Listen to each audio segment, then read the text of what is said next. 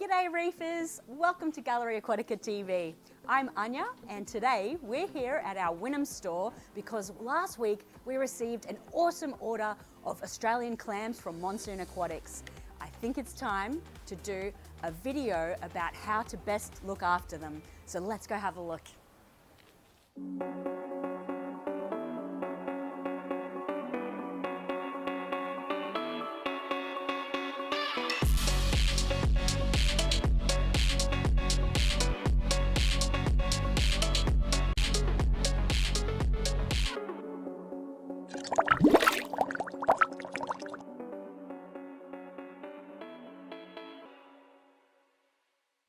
There are 5 common species of Tridacnid clam. However, here in Australia, we tend to only see the maxima, squamosa and crocea.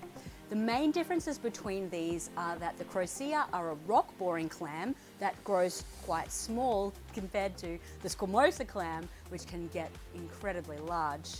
Most people tend to go for the maxima clams here because of their beautiful electric blue coloration. However, the choice is yours. So I thought I'd bring in this beautiful shell from my parents' collection.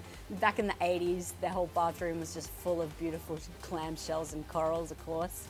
So now clams are called bivalves and the shell is called a valve. And of course there are 2, hence the name bivalve. Now on the shell, the clam will grow scutes, and this is a really interesting way, similar to growth rings in a tree, to assess how old a clam may be, or to analyze how its growth is going once it's in your home aquarium. Now on the back of the valve, where the clam is hinged, where it opens and shuts, you'll actually find a hole, and this hole is where a muscular foot will extend in order to kind of take hold of the substrate or the rockwork that it's growing on, and also the location of byssal threads.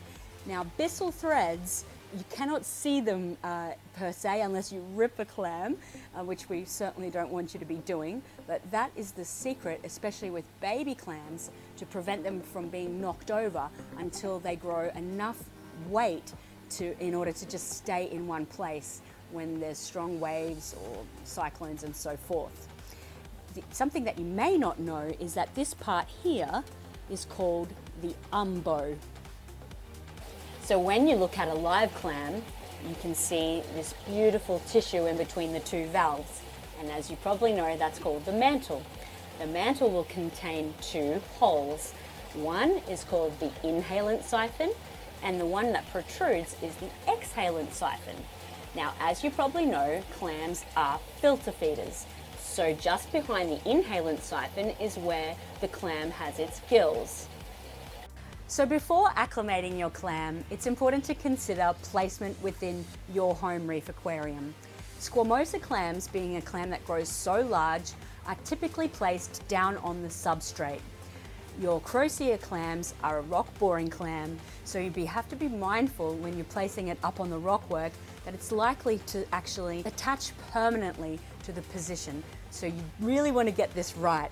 And maxima clams are alright either on the rock or on the substrate. Now the crocea and maxima, they're heavily relying on these byssal threads to stay put. So it's really important that you consider access to light and flow. Firstly, you want to find a part of the rockwork that's relatively flat, and also a place where if the clam is positioned, it's not going to be shadowed by any overgrowing corals above it. A good way I find to consider this is put your clam where you want it and peer over the aquarium and look straight down, and if it's a completely clear zone with no shadowing, that's going to be the right place regarding access to light. Now when you're considering flow, we're going back to that clam anatomy. Previously we talked about the inhalant and exhalant siphons. Now clams will actually have the ability to twist and turn a little bit, which is again why you don't want to have any obstructions in the area that you're putting them in, because they actually will turn themselves according to the direction of the incoming flow. The inhalant siphon is going to face the flow, and the exhalant siphon is going to be away from the flow. So there's a couple of things there to think about when you're looking at where you're going to put your clam. Now, with regards to lighting, of course, these clams are photosynthetic and they generate most of their energy from the light. So it's really important to use a full spectrum light. Now, a lot of the clams can handle really high light, PAR levels around 250 up to 400 PAR. It is actually good to know that the squamosa clam can handle a little lower light, I guess because they're typically found down on the substrate. So you're looking at 150 to 200 PAR max for a squamosa clam.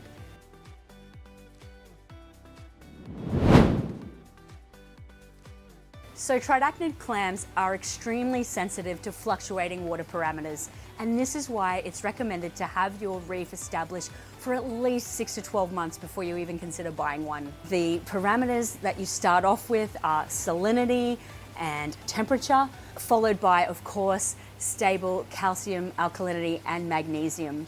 Now, if you've got your tank running for about a year, you're of course going to have that trend data behind your belt to really make you feel secure that you're capable of creating that stable environment required. The three most important elements for clam success are one, of course, calcium, because as the shell grows, it will uptake your calcium. But number two is actually strontium, and that is because the strontium molecule is utilized in place of calcium within the skeletal matrix when calcium is not bioavailable. The third most important element is iodine, and that deals with tissue health of the mantle. Iodine is actually very important for anything with soft tissue, so other corals, LPS corals, anemones, even it helps invertebrates shed. So just ensure that there's strontium in place with your calcium supplement and that there is iodine present. These are trace elements that you can find out the correct number when you do ICP testing, but for me, I just think it's important if you're testing your calcium and your strontium is in with your calcium, then if you've got high calcium, you're going to have high strontium, and you can use that as an indicator for your strontium level.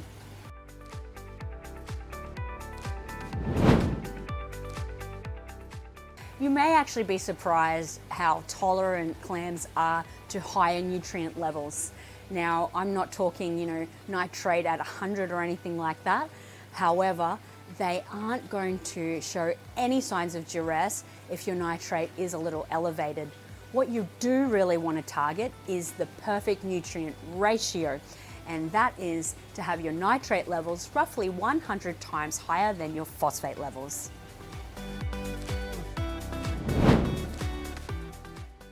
So 95% of a clam's nutrition actually comes from the lighting. So I would say it's better to invest in awesome lighting than to be too concerned about manual feeding. However, there's still that 5% where the clams, particularly when they're babies, will really benefit from live phytoplankton. We're huge advocates here, of course, of live phytoplankton. There's nothing better. However, if you can't have access to live phyto, there's pre-packaged liquid phytoplankton or powdered, or you could even look at frozen phytoplankton. And you could probably use a turkey baster to target feed this just once or twice a week, just to be certain. They do say that the younger clams will benefit more so from feeding than the older clams, because by the time they're big, their mantle is so large that they're capable of generating all the nutrition necessary just from the light alone.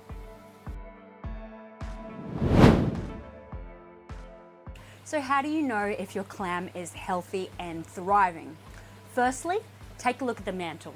What you want to see is that it extends all the way over so that you cannot see the scutes. Secondly, the clam should have a very strong response to shadows and changes of light. Thirdly, you want to ensure that those scutes are producing new growth at a regular rate.